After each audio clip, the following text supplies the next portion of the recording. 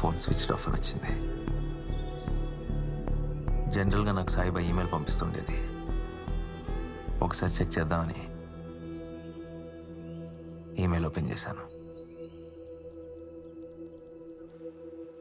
అసలు ఏమైందో అప్పుడు తెలిసింది. ఇన్స్పెక్టర్ ప్రసాద్ చచ్చే ముందు జరిగిందంతా చెప్పాడు. రైట్స్ జరిగిన రోజు కేసీ జ్యువెలర్స్లో సాయిబా వాష్రూమ్లో ఇరుక్కుపోయి బయటికి రాలేకపోయింది.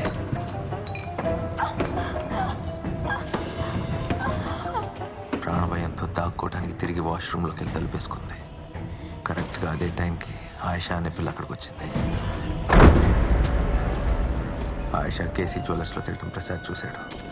కేక్ ఎక్కి చూపించాడు.